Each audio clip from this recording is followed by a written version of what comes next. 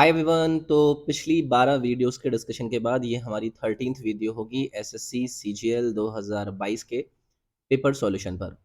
5th of December की shift 1 का GS के क्वेश्चन का इस वीडियो के अंदर डिस्कशन होगा। पिछली वीडियोस के साथ इस वीडियो का कंबाइंड लिंक इस वीडियो के डिस्क्रिप्शन में आपको मिल जाएगा, तो डिस्क्रिप्शन ज़रूर चेकआउट कीजिएगा। मुझसे पर्सनली कनेक्ट करने के लिए इंस्टाग्राम के इस यूज़र नेम पर आप जा सकते हैं, ये मेरे टेलीग्राम का नाम है। इन दोनों के लिंक भी आपको इस वीडियो के डिस्क्रिप्शन में मिल जाएंगे। तो पहले सवाल से हम स्टार्ट करते हैं। सवाल पूछा जा रहा है कि पृथ्वी का कोर मुख्य रूप से किससे बना होता है। तो ज्योग्राफी, अर्थ स्ट्रक्चर नामक आपके टॉपिक से ये रेगुलर सवाल आपसे पूछे जाते रहते हैं। इन्होंने पूछा है आपका अर्थ का कोर। आप सभी लोगों को बहुत अच्छे से पता होगा कि हमारी जो पृथ्वी है वो मल्टीपल लेयर्स के अंदर आपकी विभाजित होती है।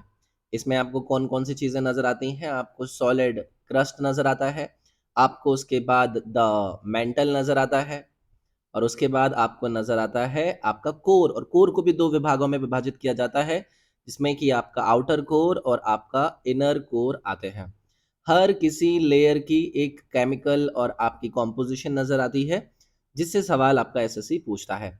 इन्होंने पूछा है कि जो अर्थ का कोर है वो मेनली इन चार विकल्प में से किसकर मिलकर बना होता है। तो आंसर रहेगा इसका आपका निकेल एंड आयरन। तो ऑप्शन नंबर सी आपका यहाँ पर करेक्ट हो जाता। जब मैं इनर मोस्ट लेयर की आपसे बात करता हूँ तो रेडियस आपको लगभग वहाँ पर 3500 किलोमीटर नजर आती है। वहीं पर आपको मेनली कॉम्पोजिशन निकेल और आयरन का देखने के लिए मिलता है, जिसको हम कहते हैं आपका निफी, NIFE। NI यानी कि निकेल, FE यानी कि आपका आयरन। बाकी की चीजें मैंने आपको बता रखी हैं। अलग अलग आपको ट्रांजिशन जोन यहाँ पर नजर आते हैं आपके इन लेयर्स के अंदर। अलग अलग आपको डिसकंटिन्यूज नजर आती हैं। तो ये एक आपकी बेसिक सी चीज है, ये आप जरूर याद रखिएगा। बाकी हम और किसी सवाल के अंदर और डिटेल में इन चीजों को जानेंगे। अगला क्वेश्चन आपसे पूछ रहे हैं कि समष्टि अर्थशास्त्र यानी कि आपसे बात कर रहे हैं मैक्रो इकोनॉमिक्स की, के अध्ययन का विषय किस सिद्धांत पर आपका आधारित है। इकोनॉमिक्स से सवाल है, मैक्रो इकोनॉमिक्स की स्टडी पूछा जा रहा है कि कौन से प्रिंसिपल पर आधारित है। अगर यार आप लोगों को मैक्रो इकोनॉमिक्स के बारे में पता है क्या होता है, ये आपका एक होलिस्टिकल वे होता है, यानी कि इसमें हम स्टडी करते हैं कि इकोनॉमीज कैसे फंक्शन करती है। तो जो मैक्रो अप्रोच होती है उसमें एक आप होलिस्टिक अप्रोच देखते हैं, जैसे कि आपका इन्फ्लेशन, आपका फॉरेन एक्सचेंज रेट्स क्या हैं, आपकी नेशनल इनकम्स किस प्रकार से जनरेट हो रही हैं। तो यहाँ पर आपको प्रिंसिपल नजर आएगा, प्रिंसिपल ऑफ नेशनल इनकम, जिसके थ्रू हम मैक्रो इकोनॉमिक्स की स्टडी करने के लिए आपके सिद्धांत को यूज करते हैं। है क्या भाई आपका नेशनल इनकम का जो सिद्धांत या फिर प्रिंसिपल होता है? तो आपके एक फाइनेंशियल ईयर बोल दीजिए या फिर आप अपना फिस्कल ईयर बोल दीजिए, एक पूरा का पूरा समय अंतराल जिसके अंदर आपके नेशन के अंदर कोई भी कमोडिटीज यानी कि वस्तु या फिर सर्विस यानी कि सेवाएं करी जाती हैं, उनकी टोटल आपकी वर्थ या फिर आप उसकी वैल्यूएशन की अगर बात कर रहे हैं कि कितनी वैल्यूएशन जनरेट हुई है, वो कहलाती है आपकी नेशनल इनकम। आई होप आप इस चीज को समझ गए होंगे, याद रखना है। इसके बाद देखो एक आपको यहाँ पर दिया गया है प्रिंसिपल ऑफ कंज्यूमर, इसको हम कंज्यूमर थ्योरी के रूप में जान सकते हैं। मैं यहाँ पर लिख देता हूँ कंज्यूमर थ्योरी। अब देखो ये कल को पूछ लिया जाए तो क्या होती है कंज्यूमर थ्योरी। तो माइक्रो इकोनॉमिक्स में आपको कुछ ऐसे क्षेत्र और ऐसे इंक्लूजन नजर आते हैं जहां पर आपको कंज्यूमर थ्योरी नजर आ रही है। इसमें आपको इन्वेस्टिगेशन नजर आता है कि कैसे जो लोग हैं वो अपनी व्हाट इज टू बाय, मैं यहाँ पर लिख देता हूँ व्हाट इज टू बाय, क्या खरीदना है, इस प्रकार की मनी बेस्ड के साथ अपनी इस एबिलिटी या फिर इस चीज़ों को खरीदने की जो इनकी एक इच्छा है उसमें आप रिलेशन देखते हैं। तो वो कंज्यूमर का आपका एक रिलेशन है जहां पर आप क्या खरीदना चाहते हैं वो चीज़ें नजर आती हैं। तो बेसिक सी चीज़ें हैं। फिलहाल इसका आंसर आपका ऑप्शन नंबर ए यहाँ पर हो जाता। अगला सवाल क्या पूछ रहे हैं, ये पूछ रहे हैं कि मार्च 2022 में नए राष्ट्रीय ई गवर्नेंस डिवीजन के सीईओ के रूप में किसे नियुक्त किया गया। New national e governance division CEO March 2022। तो देखो ये अपॉइंटमेंट से रिलेटेड आपकी न्यूज़ आती रहती हैं आपकी इसी यूट्यूब के ऊपर। मंथ वाइज आपको मैं चीज़ें करा रहा हूँ जहाँ पर मल्टीपल लोगों की नियुक्तियाँ आपको मैं बता रहा हूँ। तो पिछले साल का सवाल है, इसकी तो इम्पोर्टेंस क्या ही रहेगी, लेकिन करंट अफेयर के अंदर आपको ये देख कर रखना है कि अलग अलग जगहों पर किसकी नियुक्ति हो रही है। ठीक है, आगे आइए।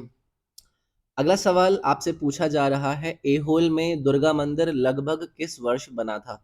आपके इसी वाईटी के ऊपर एक स्टैटिक जीके की सीरीज आपको मैंने अपलोड करनी है, जिसके अंदर बहुत सारे टॉपिक्स जैसे कि आपके टेम्पल्स हो गए, आपके इम्पोर्टेंट डांसेस हो गए, आपके इम्पोर्टेंट फेस्टिवल्स हो गए, और भी बहुत सारे टॉपिक्स मैं आपको कराऊँगा।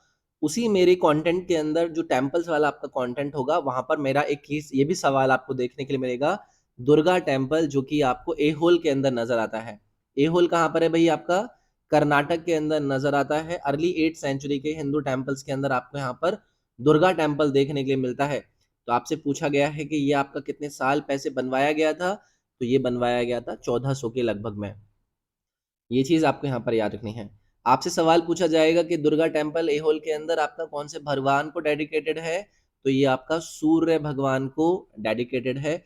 याद रखना है आपकी चालुक्य, मैं यहाँ पर लिख देता हूँ, चालुक्य किंग्स के द्वारा इसके अंदर अपना ध्यान दिया गया था, उनका इसके ऊपर ध्यान था। एक और चीज़ है, इस साइट ने एप्लीकेशन डाला हुआ है, यानी कि दुर्गा टेम्पल ने अपना एप्लीकेशन डाला हुआ है कि ये शामिल होना चाहते हैं यूनेस्को के वर्ल्ड हेरिटेज साइट के अंदर। तो वो एप्लीकेशन अभी पेंडिंग है, उसके ऊपर अभी आपका चीज़ें आनी है। याद रखोगे? याद रखना है यार, ये सवाल अच्छे होते हैं।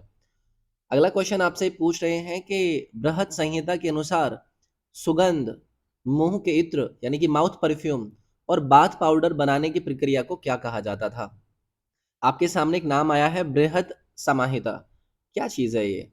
तो देखो, हमारे प्राचीन इतिहास के अंदर, संस्कृत के अंदर आपको एक बृहत समाहिता लिखी हुई नज़र आती है, जो कि प्राचीन की क्या हुआ करती थी? एनसाइक्लोपीडिया हुआ करती थी। मैं यहाँ पर लिख देता हूँ, एनसाइक्लोपीडिया हुआ करती थी, जिसके अंदर मल्टीपल चीज़ों की जानकारी आपको देखने के लिए मिलती थी। जैसे कि एस्ट्रोनॉमी की जानकारी मिल रही है, आपकी प्लैनेटरी मोशंस कैसे हैं, इक्लिप्स कैसे हैं, रेनफॉल कैसी होती हैं, आर्किटेक्चर कितने प्रकार के होते हैं, तो वो सब चीज़ें देखने के लिए मिलती हैं। उसी से कभी-कभी ये चीज़ें उठाकर पूछ लेते हैं। जैसे यहाँ पर उन्होंने पूछा है कि सेंट, माउथ परफ्यूम और बाथ पाउडर के बनाने के प्रोसेस को क्या कहा जाता था? तो इसको आपको याद रखना है, आपका गंध युगली। ठीक है? गंध युगली, वैसे इससे आप आइडिया लगा सकते थे, गंध का मतलब आप समझते हैं, और यहाँ पर पूछ भी लगभग-लगभग वैसा सही रहा था। तो ये कुछ-कुछ चीज़ें हैं यार, ये आपको याद रखनी है, और बाकी किसी दिन मौका मिलेगा तो इसके कुछ और इम्पोर्टेंट ऐसी चीज़ों के बारे में हम जान लेंगे कि भई और क्या-क्या चीज़ें थी और उनको और क्या-क्या कहा जाता था। फिलहाल आपको बृहत समाहिता के अंदर दिखने वाली इस चीज़ के बारे में उन्होंने नाम को लेकर जाना था। अगला सवाल आपसे पूछ रहे हैं कि किस कार्बनिक यौगिक की संरचना RCOOH है? इसमें R एक एल्काइल, एल्केनाइल, एरिल या फिर अन्य समूह को संदर्भित करता है। ROOH केमिस्ट्री का जो आपका ऑर्गेनिक केमिस्ट्री है, उसके अंदर से आपको ऐसे मल्टीपल ग्रुप्स नज़र आते हैं। इनका नाम पूछ लिया जाता है। तो COOH आपके कार्बोक्सिलिक एसिड के ग्रुप्स होते हैं। कार्बोक्सिलिक एसिड के अंदर आप इसको यूज़ करते हैं। जैसे CH3COOH के बारे में पूछ लेंगे, वो आपका एसिटिक एसिड होता है। C2H5COOF पूछ लेंगे, तो ये आपके कार्बोक्सिलिक एसिड कहलाते हैं। इसी प्रकार से देखो, आपको इन्होंने यहाँ पर एक दिया है कीटोन। तो कल को अगर आपसे पूछ लिया जाए तो कीटोन की जो आपकी कार्बनिक संरचना होती है वो होती है RCR। R आपका वही है जो कि किसी एल्किलिक या फिर एल्कनाइल ग्रुप को आपका यहाँ पर बता रहा है। एल्डिहाइड्स, एल्डिहाइड्स में आपको किस प्रकार का रूप नजर आता है? CH डबल बॉन्ड O वाला ग्रुप आपको नजर आता है। तो ये आपके और भी मैंने बता दिए हैं। बाकी केमिस्ट्री के ऐसे मल्टीपल ग्रुप्स के बारे में हम जानते रहेंगे। आगे आइएगा। पॉलिटी आ गई, पॉलिटी आ गई। भारत के संविधान का कौन सा अनुच्छेद राष्ट्रपति के मामले की विशिष्ट श्रेणियों में सर्वोच्च न्यायालय की राय लेने के लिए उसको अधिकृत करता है? क्या कह दिया कवि ने? हम उस आर्टिकल की बात कर रहे हैं हमारे संविधान की, जहां पर प्रेसिडेंट को ऑथराइजेशन मिल रही है कि भैया आप सुप्रीम कोर्ट की सीक ऑपिशन मतलब ओपिनियन ले सकते हैं अलग अलग मैटर्स के अंदर जाकर।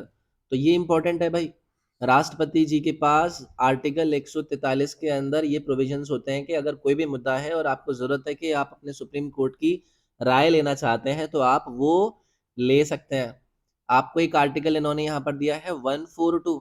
142 आपको टाइटल देता है।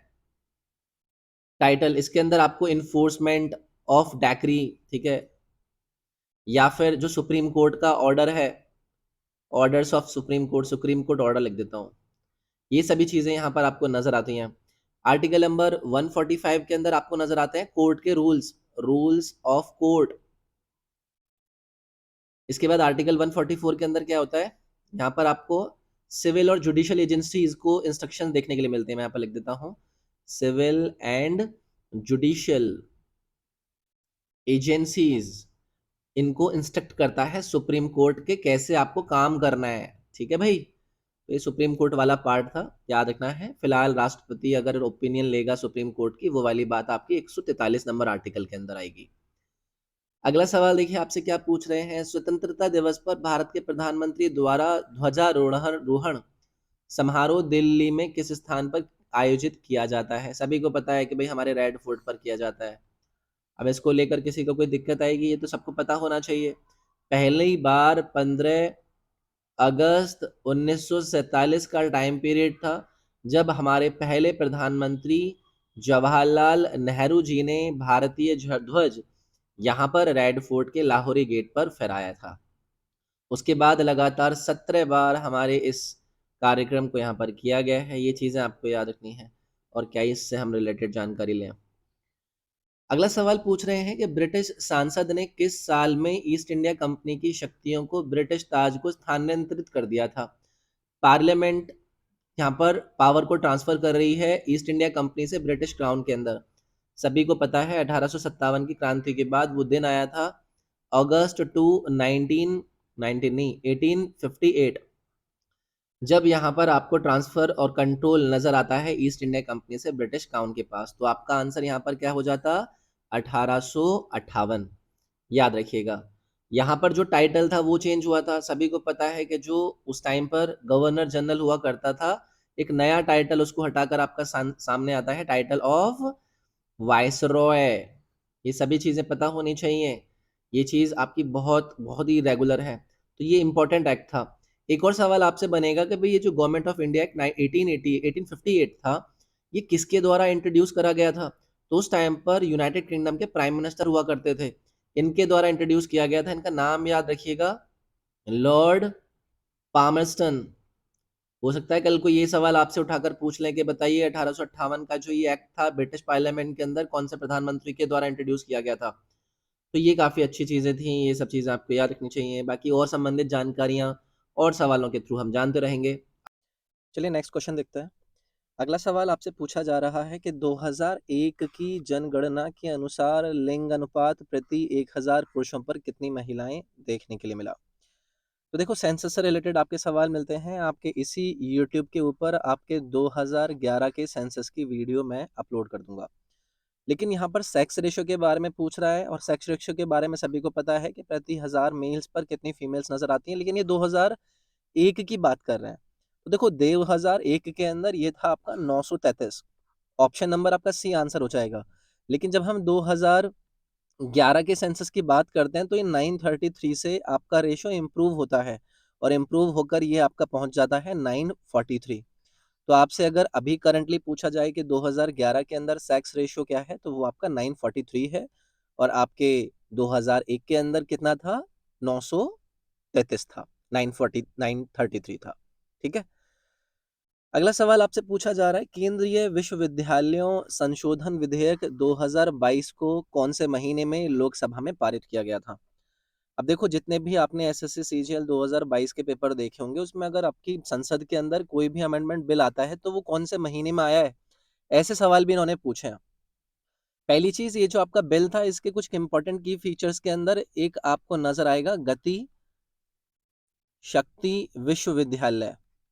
ठीक है, गति शक्ति विश्वविद्यालय, यानी कि इस बिल के अंदर यहाँ पर जो national rail and transport institution है, उसको कन्वर्ट करने की बात हो रही थी आपका गति शक्ति विश्वविद्यालय के अंदर, जो कि फिर आपका एक केंद्रीय विश्वविद्यालय कहलाएगा, यानी कि सेंट्रल यूनिवर्सिटी होगा। तो इस बिल को पेश किया गया आपके अगस्त मंथ के अंदर, और इसके अंदर ये भी देखा गया है कि भाई जो स्कोप है एजुकेशन का, वो किस प्रकार से होगा, क्या क्या चीज़ें होंगी, डिसिप्लिन, ट्रांसपोर्टेशन, टेक्नोलॉजी पर कैसे काम करा जाएगा, वो सभी बातें इसके अंदर दी गई थी। अगला सवाल आपसे पूछा जा रहा है, मैनचेस्टर ऑफ इंडिया इन 4 विकल्प में से कौन सी सिटी को कहा जाता है? तो देखो, निक नेम्स, अलग अलग शहरों के कुछ निक नेम्स और ऑब्रिकेट्स आपको देखने के लिए मिलते हैं आपके इसी यूट्यूब की स्टैटिक जीके की हमारी प्लेलिस्ट के अंदर। ये वाला भी टॉपिक मैं अपलोड कर दूंगा। तो मैनचेस्टर ऑफ इंडिया की बात आए, तो यहाँ पर आपको अहमदाबाद आंसर याद रखना है। इसको मैनचेस्टर ऑफ इंडिया कहा जाता है। आपको हैदराबाद को लेकर ये पूछें, तो हैदराबाद के अंदर हो जाएगा आपका city of pearls, city of pearls. Visakhapatnam की बात हो तो ये हो जाएगा अ जैम ऑफ साउथ इंडिया। उसके बाद लुधियाना की बात हो तो इसे कहा जाता है आपका द टाउन ऑफ लोधी। तो ऐसे अलग अलग शहरों के कुछ निकनेम्स होते हैं जिनसे एसएससी आपसे सवाल पूछता है। अगला सवाल पूछ रहे हैं कि फोटोग्राफी के अंदर दिए गए 4 विकल्प में से कौन सी चीज का इस्तेमाल होता है, उपयोग होता है। ये है भाई आपका केमिस्ट्री से। तो डेली लाइफ साइंसेस के अंदर जो केमिकल कंपाउंड्स होते हैं वो अलग अलग एरियाज के अंदर आपके इस्तेमाल होते हैं, तो उनको लेकर आपका एसएससी पूछ लेता है। तो भाई ये होता है सोडियम थायोसल्फेट। फोटोग्राफी के अंदर जनरली इसका यूज करा जाता है जहां पर आप नेगेटिव और जो प्रिंट्स होते हैं उनको फिक्स डेवलप करने का काम करता है। इसका केमिकल फॉर्मूला आप याद रखिएगा, Na2S2O3, सोडियम थायोसल्फेट। इसके बाद देखो आपको यहाँ पर सोडियम बाई कार्बोनेट दे रखा है, ये होता है आपका NaHCO3। और इसको हम किस नाम से जानते हैं, इसको हम बेकिंग सोडा के नाम से जानते हैं। सोडियम हाइड्रोक्साइड के बारे में सभी को पता होगा, NaOH हम इससे डिनोट करते हैं, और ये आपका क्या है, ये है आपका कॉस्टिक सोडा।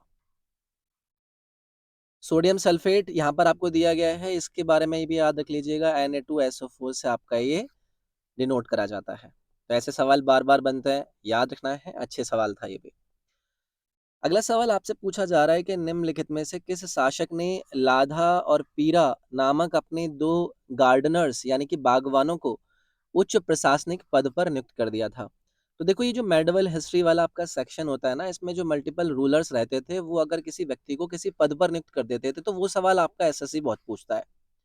नाम क्या है इनका, लाधा एंड पीरा, 2 गार्डनर्स थे, इनको बहुत बड़ी एडमिनिस्ट्रेटिव जो पोस्ट थी वो प्रोवाइड करी मोहम्मद बिन तुगलक ने। याद रखिएगा, अपॉइंट करता है इनको काफी बड़ी एडमिनिस्ट्रेटिव पोस्ट पर। इसके अलावा और क्या है, एक आपको यहाँ पर नाम दिया गया है खिजर खान। खिजर खान आपकी जो सैयद डायनेस्टी थी उसके फाउंडर के रूप में आपको देखने के लिए मिलता है। इसके अलावा आपको यहाँ पर बहलोल लोधी देखने के लिए मिल रहा है। ये भाई साहब आपकी कौन सी डायनेस्टी के फाउंडर थे, ये आपकी लोधी डायनेस्टी के फाउंडर थे। इल्तुतमिश आप सभी को पता है कि ये आपका स्लेव डायनेस्टी से एसोसिएटेड है। 1211 से लेकर 1236 तक ये भाई साहब आपको रूल करते हुए नजर आए थे। इल्तुतमिश को लेकर ये पूछा जाता है कि इसने 2 कॉइन जारी किए थे।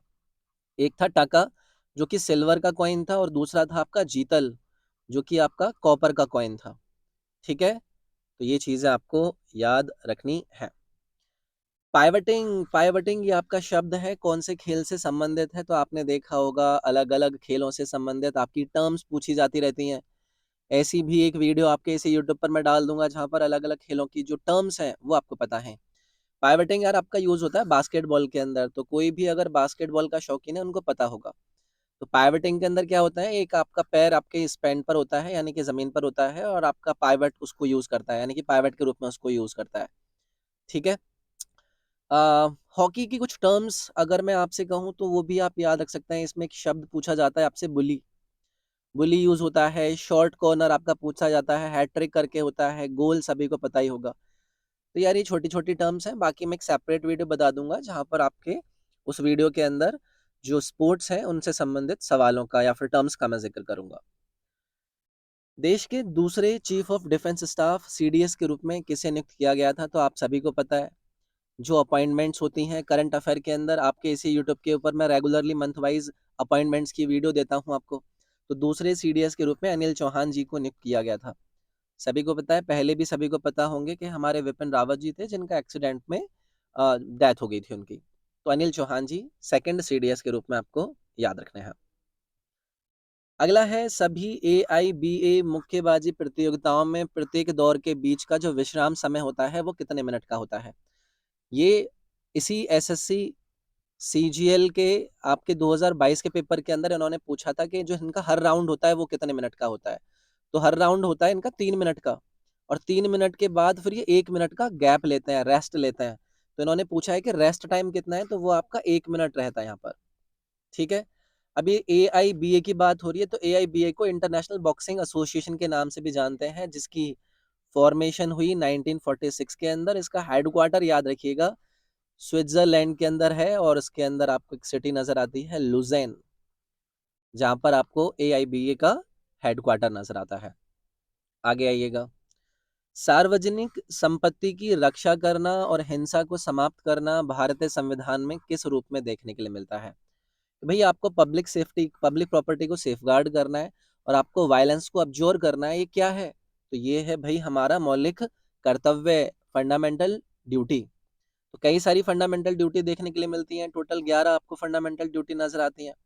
ठीक है, आप सभी को पता होगा कि कौन से आर्टिकल के अंदर आती हैं। 51A, जो कि भाग 4A का रूप है, इसमें आपको फंडामेंटल ड्यूटीज नजर आती हैं। किस कमेटी की रिकमेंडेशन पर ये आपकी ऐड करी गई थी? सभी को पता होगा, स्वर्ण सिंह कमेटी पर इनको ऐड किया गया था। कब ऐड किया गया था? 42nd अमेंडमेंट 1976 को इसको ऐड किया गया था। तो ये कुछ कुछ बातें याद रखनी है। आगे आइए। एक भारतीय संगीतकार के सम्मान में अमेरिकी राज्य मैसाचुसेट्स में 1984 में 20 अप्रैल को कौन से दिन के रूप में घोषित किया गया? भाई एक बहुत बड़े हमारे देश के संगीतकार हैं, उनके सम्मान में यूएस स्टेट ऑफ मैसाचुसेट्स ने अपने 20 अप्रैल को एक दिन के रूप में घोषित किया 1984 में, और इस दिन का नाम है अमजद अली खान डे। तो यार ये बहुत बड़ी चीज़ है। अमजद अली खान को लेकर अगर आपसे पूछा जाए कि कौन सा वाद्य यंत्र बजाते हैं, तो ये सारूद बजाते हैं। और 1984 में इनको इन्होंने इस ये जो आपका मैंने यहाँ पर नाम लिया है, इन्होंने ये दिन घोषित किया अमजद अली खान दिवस के रूप में। ठीक है, अगला सवाल है, रुक्मणी देवी अरुंदले एक्सपोनेंट है इन 4 विकल्प में से कौन से क्लासिकल डांसेस की? बहुत ही रेगुलरली पूछा जाता रहा है आपकी रुक्मणी देवी अरुंदले का। तो पहली चीज तो इनका आंसर हो जाएगा भरतनाट्यम से आपकी ये संबंधित रही हैं। अरुण देवी मतलब रुक्मणी देवी अरुंदले का एक और सवाल पूछा जाता है कि राज्यसभा के अंदर वो पहली महिला कौन थी जो कि किसी कला के क्षेत्र से नॉमिनेट करी गई थी? तो पहली महिला में उसमें आपका रुक्मणी देवी अरुंदले ही आंसर याद आता है। ठीक है, तो ये कुछ कुछ संबंधित सवाल थे रुक्मणी देवी अरुंदले से। अगला सवाल आपसे पूछा जा रहा है कि आवर्त सारणी के दाईं ओर एक ऊर्ध्वाधर स्तंभ में अधातु तत्वों को किस समूह में रखा गया है? तो आवर्त सारणी में सबसे लास्ट में आपको 18th ग्रुप नजर आता है, उसके साइड में आपको नजर आता है 17th ग्रुप, जहां पर आपको नजर आते हैं नॉन मेटल एलिमेंट्स, और ये होते हैं भाई आपके 17वें ग्रुप के अंदर हैलोजेंस। और हैलोजेंस को आपको ग्रुप 17 के अंदर रखा जाता है। कौन कौन से आते हैं इसके अंदर? सभी को पता होगा, फ्लोरीन आता है, क्लोरीन आता है, ब्रोमीन आता है, आयोडीन आता है, एस्टेटाइन आता है, और आपका टेनिसाइन आता है। तो ये हैलोजन ग्रुप्स हैं जो कि आपके 17वें ग्रुप के अंदर आते हैं, नॉन मेटल है, वर्टिकल कॉलम जो कि सीधे हाथ वाली साइड में आपको नजर आता है। अगला सवाल देखते हैं क्या पूछ रहे हैं।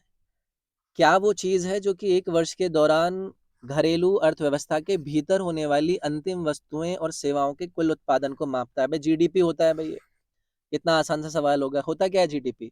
सभी को पता है ना कि भाई एक साल के अंदर यानी कि एक फाइनेंशियल ईयर के अंदर आपका एक डोमेस्टिक इकोनॉमी के अंदर जो भी फाइनल गुड्स और सर्विसेज का आपका एग्रीगेट प्रोडक्शन का मेजर है, वो आपका जीडीपी ही कहलाता है।